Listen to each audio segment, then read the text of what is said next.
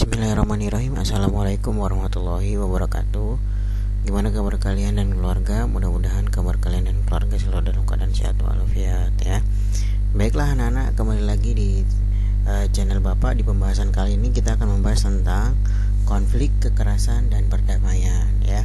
Kalau kemarin kita sudah mempelajari terkait dengan perbedaan sosial ya, ada diferensiasi, ada stratifikasi, kemudian juga ada pengelompokan dalam dinamika masyarakat, yaitu ada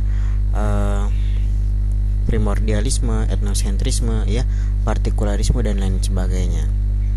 Nah, dari pembedaan yang kuat itu ternyata dapat memunculkan adanya konflik sosial ya, atau pertengkaran, pertentangan ya, bahkan mengarah pada tindakan kekerasan. Nah, itu sangat mungkin terjadi di lingkungan masyarakat. Nah, inilah yang akan kita pelajari. Nah, di sini kita akan mempelajari tentang konflik, kekerasan, dan perdamaian. Mungkin sebagian kalian sudah pada familiar ya dengan istilah-istilah ini. Nah, nanti akan kita dalami pembelajarannya. Oke, baiklah anak-anak. Sebelum kita mulai semua, semoga pelajaran kita kali ini diberikan kemudahan, keberkahan. Mari sama-sama kita mengawalinya dengan membaca basmalah. Bismillahirrahmanirrahim. Oke, sebelum Bapak mulai, jangan lupa untuk melaksanakan ibadah salat duha dan juga tadarus Al-Quran ya. Oke. Jangan lupa juga untuk melakukan absensi di akun e-learning masing-masing ya nak ya. Oke, konflik, kekerasan, dan perdamaian.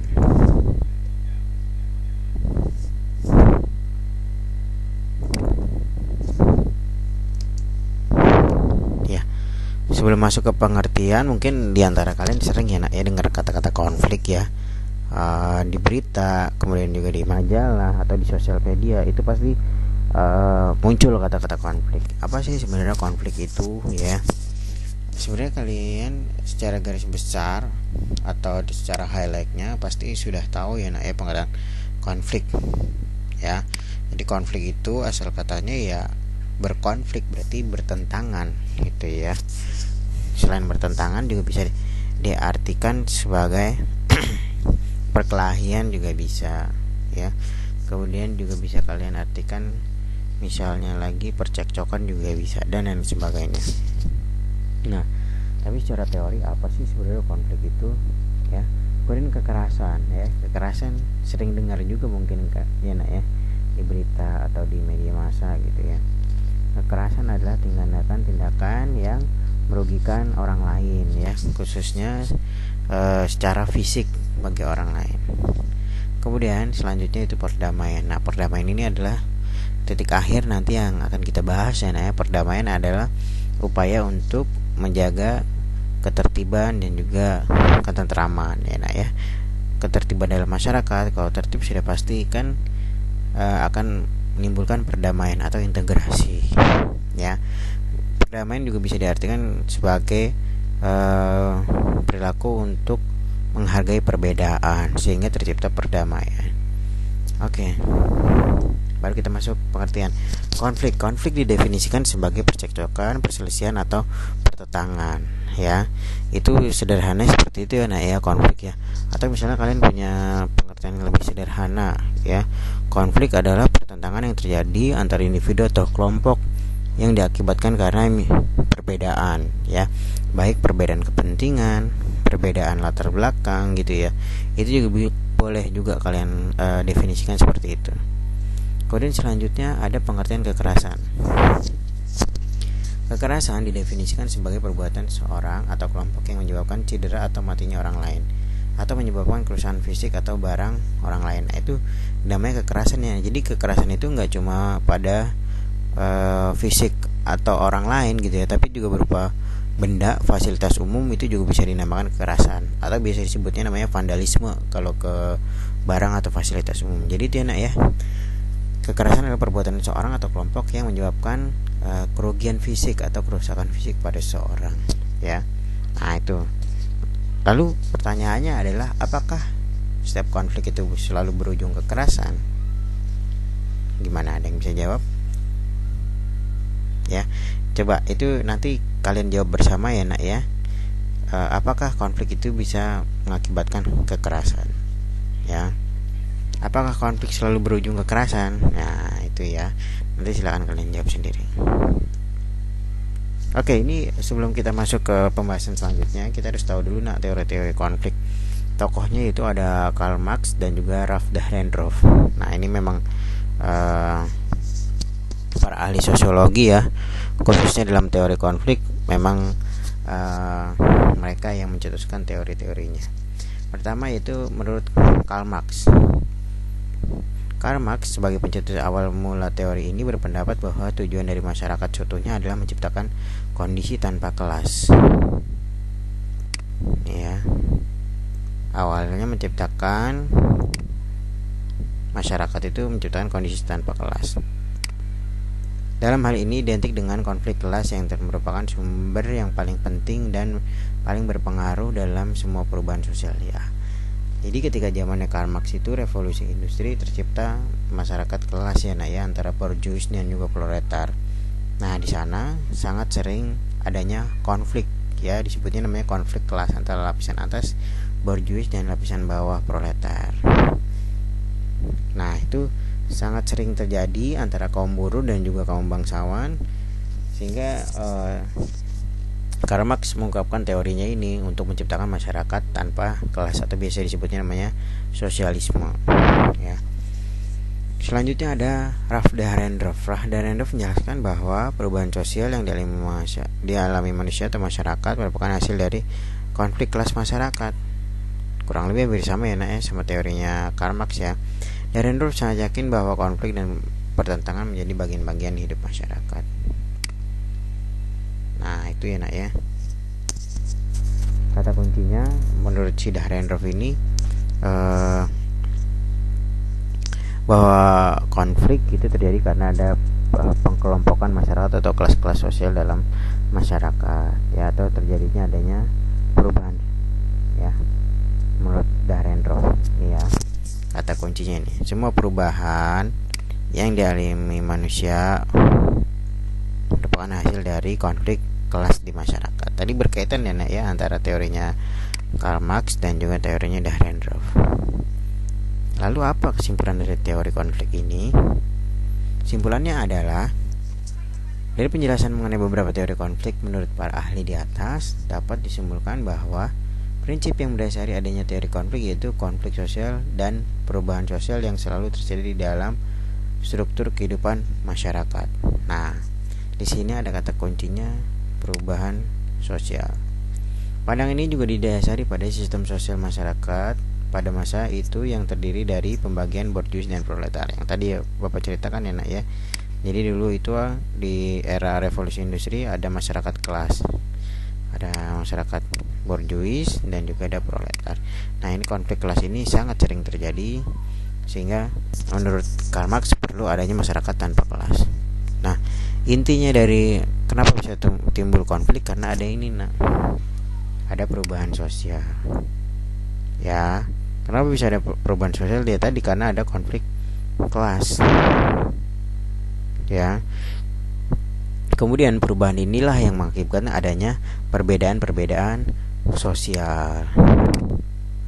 Nah, karena pada dasarnya penyebab atau faktor utama terjadinya konflik sosial karena adanya perbedaan ya nak ya, perbedaan latar belakang, perbedaan kepentingan ya, perbedaan pandangan politik. Nah itu bisa mengakibatkan konflik ya. Kemarin yang kita pelajari perbedaan sosial ya nak ya, kalau itu tidak bisa disikapi, tidak bisa saling menghargai atau menghormati atau toleransi, maka itu akan menjadikan sumber utama dari konflik sosial ya.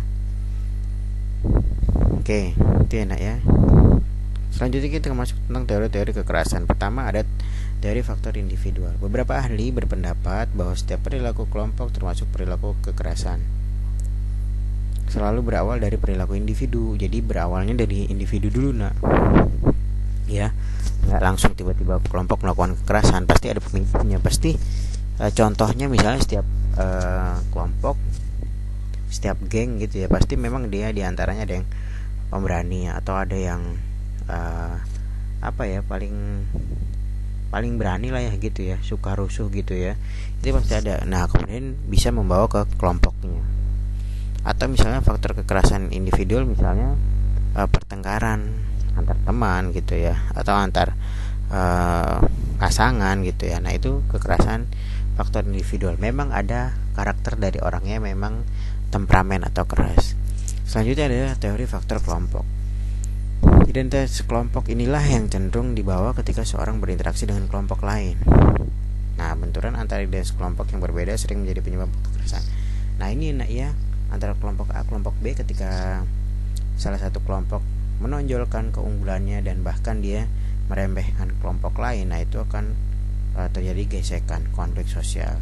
Makanya ketika kita punya kelompok ya biasa aja bisa menghargai kelompok lain, seharusnya seperti itu ya. Tapi kebanyakan faktanya di masyarakat itu banyak yang menganggap kelompoknya itu adalah dominan, sedangkan kelompok-kelompok lain dianggap minoritas atau di bawahnya, sehingga memicu terjadinya adanya gesekan di antara kelompok-kelompok tersebut yang menjurus pada tindakan kekerasan. Sudah banyak ya nak ya, kalau ambil contohnya ya, misalnya kayak ormas gitu ya, sama-sama ormas gitu, FBR sama misalnya sama Ambon gitu ya, kelompok-kelompok dari Ambon gitu ya, atau misalnya tawuran pelajar gitu ya, kelompok sekolah A dan kelompok sekolah B. Nah itu sangat sering sekali, bahkan nggak cuma kekerasan aja ya, bisa menimbulkan korban jiwa.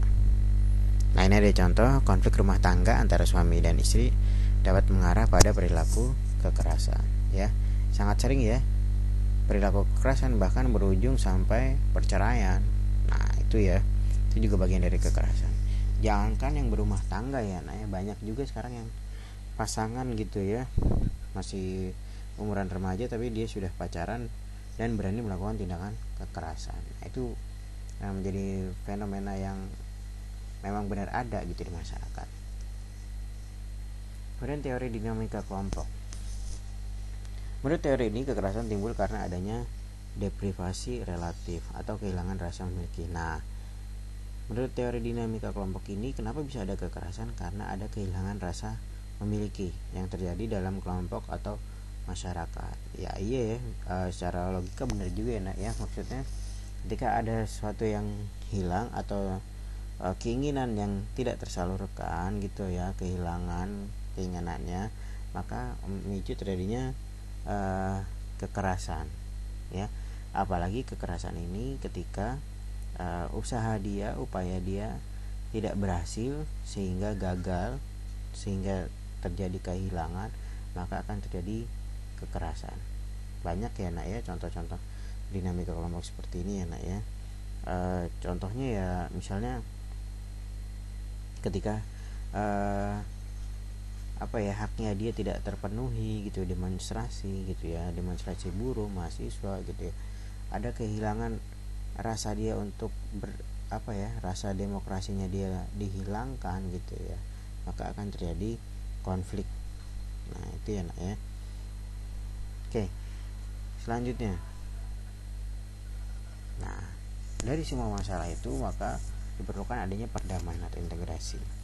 Nah, perdamaian ini mengutamakan dialog antar dua pihak yang berkonflik, diharapkan akan menemukan pemecahan masalah sehingga tercipta perdamaian. Ya, banyak ya nak ya cara-cara untuk mengupayakan perdamaian, misalnya mediasi, kemudian arbitrasi, ya, atau stalemate gitu ya. Stalemate itu memposisikan diri itu pada tengah-tengah gitu ya, tidak memihak, ya udah sama-sama mengalah gitu ya. Atau yang paling tinggi ya kita ya sama-sama bertoleransi gitu ya, ini yang paling tinggi. Ketika kita udah bisa stalemate, saling mengalah gitu, memposisikan diri di tengah, kemudian juga kita punya sikap toleransi, nah itu bisa melahirkan sebuah perdamaian.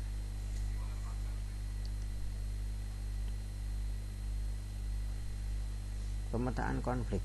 Nah, menurut si Fisher, pemetaan konflik meliputi pihak-pihak yang berkonflik dan aspirasi dari berbagai pihak. Pemetaan konflik ini adalah cara untuk menggambarkan konflik secara grafis untuk menghubungkan antara pihak yang bermasalah dengan pihak lain. Ya, jadi menurut Fisher ini dalam memecahkan suatu konflik itu harus dipetakan dulu ya nak ya, pihak-pihak yang berkonflik siapa aja, terus aspirasinya atau masalahnya apa sebenarnya akar permasalahannya, sehingga bisa dibuat garis lurus atau grafisnya menghubungkan antara pihak yang bermasalah ya, kemudian pihak yang dituntut dan juga pihak-pihak lainnya. Kemudian bentuk-bentuk konflik menurut Louis Kosser. Pertama, ada konflik realistis berasal dari kekecewaan individu atau kelompok terhadap sistem dan tuntutan yang terdapat dalam hubungan sosial. Nah, ini memang realistis ya, kata kuncinya realistis itu nyata. Memang di masyarakat itu pasti terjadi konflik yang demikian ya. Nah, kenapa bisa terjadi konflik realistis ini? Karena adanya kekecewaan dari kelompok terhadap sistem atau tuntutan yang terdapat dalam hubungan sosial ya. Biasanya ini dalam pemerintah ya nak ya, ketika sistem pemerintahnya tidak memihak kepada masyarakat gitu ya, maka akan terjadi namanya konflik. Biasanya berawal dari demonstrasi. Apakah demonstrasi bisa disebut sebagai konflik? Nah, itu pertanyaannya. Iya, bisa ya, bahkan bisa berujung pada kekerasan. Nah, itu bisa disebut konflik. Kenapa? Karena ada perbedaan atau pertentangan antara masyarakat, buruh atau demonstran atau mahasiswa kepada pemerintah, karena mereka yang punya sistem yang kurang memihak pada masyarakat, sehingga terjadilah benturan. Nah, itu namanya konflik. Nah, itu real ya, memang pasti ada dalam masyarakat tanpa direncanakan, tanpa tanpa direncanakan, tanpa ada program, itu memang real, memang ada gitu. Kemudian yang kedua, ada konflik non realistis, adalah konflik yang bukan berasal dari tujuan-tujuan persaingan yang antagonis atau berlawanan, melainkan dari kebutuhan pihak-pihak tertentu untuk meredakan ketegangan. Jadi konflik non realistis ini secara sederhananya adalah konflik yang dibuat ya. Misalnya ada seorang yang dendam karena misalnya temannya dilukai gitu ya, kemudian temannya lagi ini dia tidak tidak senang, atau misalnya dia ingin membalaskan dendam. Nah, jadi yang membalaskan dendam ini bukan orang yang berkonflik tapi temannya gitu ya. Nah, itu bagian dari konflik non realistis, jadi dibuat konfliknya. Kemudian bisa juga misalnya dia dalam suatu pertandingan atau suatu pemerintahan gitu ya, misalnya pemilu lah ya kemarin kita ya, misalnya suatu pihak kalah gitu ya, kemudian dia mengupayakan untuk supaya terjadi gesekan dalam masyarakat, misalnya mengadu domba, mencari kambing hitam. Nah, itu adalah konflik-konflik non realistis ya, yang nggak benar-benar ada tapi seolah ada gitu, direncanakan, atau dengan kata lain dibuat konfliknya. Nah, ini ada gambaran terkait dengan konflik realistis ya. Di sini ada gambar buruh sedang menyuarakan aspirasinya kepada pemerintah karena menuntut kenaikan upah ya nak ya. Nah, ini termasuk konflik antar kelas ya, antara kaum buruh dan juga kaum golongan pengusaha, atau bisa juga disebutnya namanya konflik kepentingan. Selanjutnya kita masuk ke bentuk-bentuk konflik.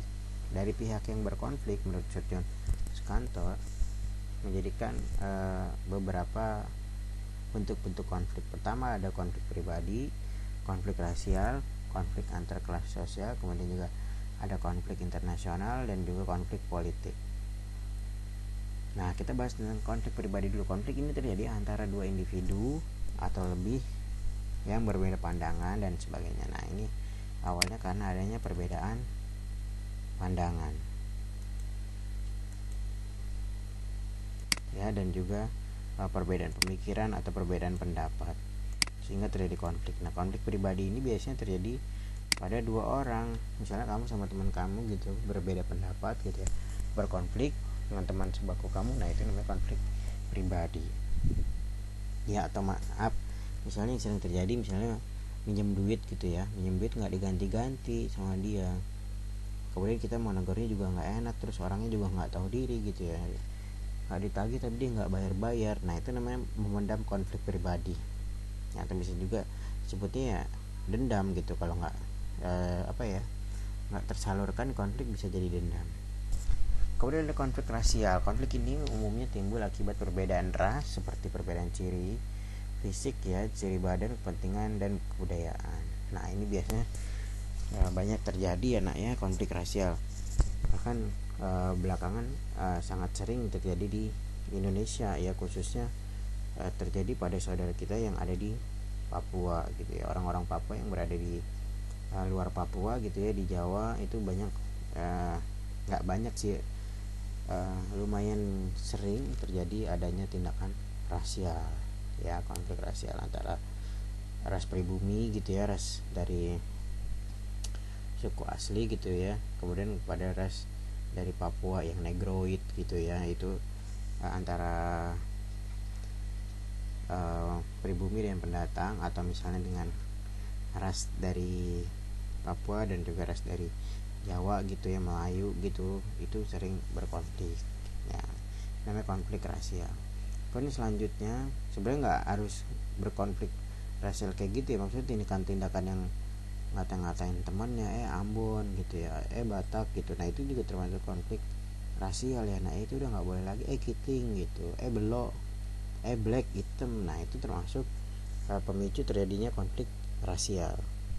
Selanjutnya ada konflik antara kelas-kelas sosial. Konflik ini umumnya disebabkan karena perbedaan kepentingan, misalnya konflik akibat perbedaan kepentingan antara buruh dan majikan. Tadi yang di Bapak sebutin ya, kelas-kelas sosial, jadi antara lapisan bawah dan lapisan atas. Misalnya lagi masyarakat dengan pemerintah gitu ya, masyarakat di lapisan bawah, pemerintah di lapisan atas. Kemudian ada konflik politik. Ini terjadi akibat adanya perbedaan kepentingan antara tujuan politis atau kelompok seorang. Nah ini biasanya terjadi pada kepentingan politik atau ketika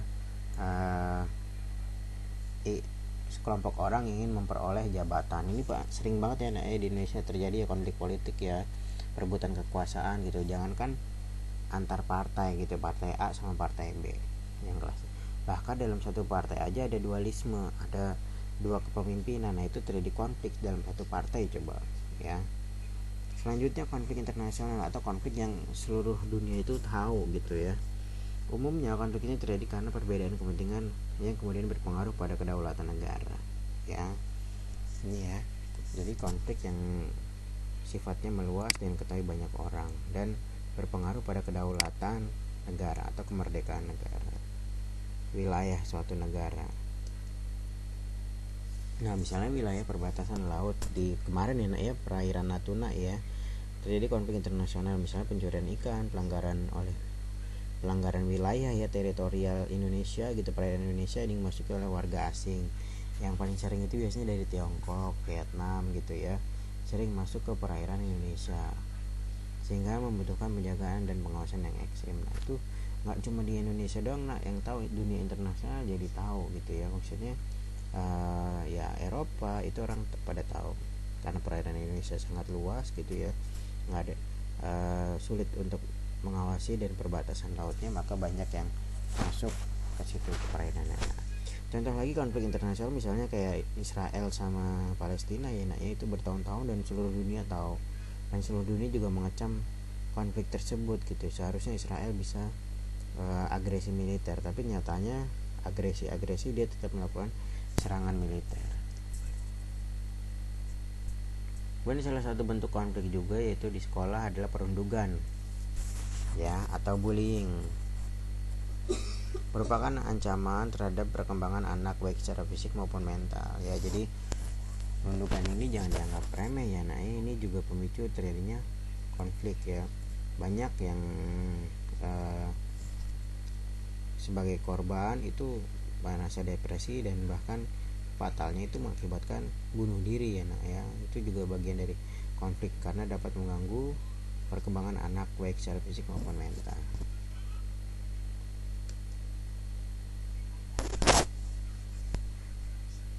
Kemudian ada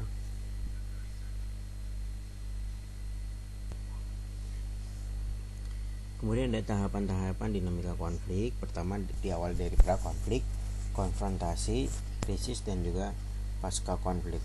Prakonflik itu ketika sudah muncul adanya gesekan-gesekan atau pertentangan yang masih laten ya, masih belum kelihatan ya, misalnya saling cuek satu sama lain gitu ya, menunjukkan adanya perbedaan tapi tidak terlalu kontras. Ini kalau konfrontasi itu sudah mulai ada perlawanan ya, konflik itu sudah terbuka gitu ya, walaupun belum begitu besar gitu ya. Kalau krisis itu sudah pecah ya, bahkan menimbulkan kerugian atau korban jiwa kalau krisis ini ya. Kemudian selanjutnya itu pasca konflik. Pasca konflik ini adalah pasca rehabilitasi para korban, terus pembenahan alat-alat yang rusak, kemudian juga tempat tinggal dan sebagainya, dan pada akhirnya nanti ketika pasca konflik itu kembali ke normal seperti sebelumnya gitu ya, normal baru. Nah, itu adalah tahap-tahap dinamika konflik. Oke.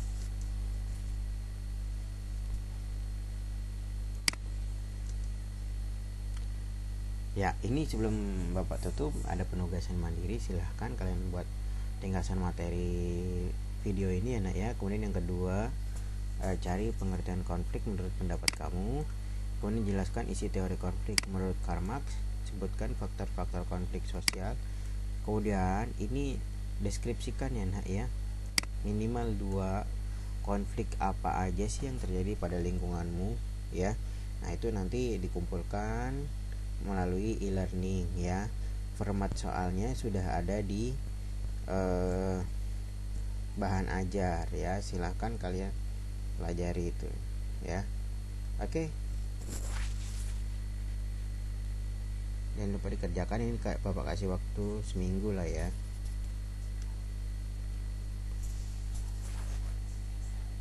Baiklah anak-anak, cukup sekian pertemuan kita ya. Mudah-mudahan apa yang kita pelajari hari ini dapat bermanfaat dan juga dapat keberkahannya ya.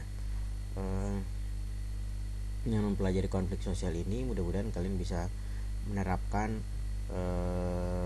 minimal kalian tahu mana itu jenis-jenis konflik dalam masyarakat ya. Kalau belum bisa menghentikan konflik atau melerai konflik, paling tidak kalian menjaga perdamaian ya, atau bersikap terbuka, bertoleransi kepada perbedaan orang lain. Terus juga kalau kamu berada dalam suatu kelompok tertentu, jangan pernah menonjolkan identitas tersebut ya. Semua kelompok itu sama. Seandainya juga misalnya kalian dipancing dengan kelompok lain, anggaplah itu sebagai ujian dalam berkelompok sosial atau dalam bergaul ya. Oke, itu aja yang dapat Bapak sampaikan, kurang lebihnya mohon maaf. Mari sama-sama kita akhiri dengan baca hamdalah. Alhamdulillahirabbil alamin.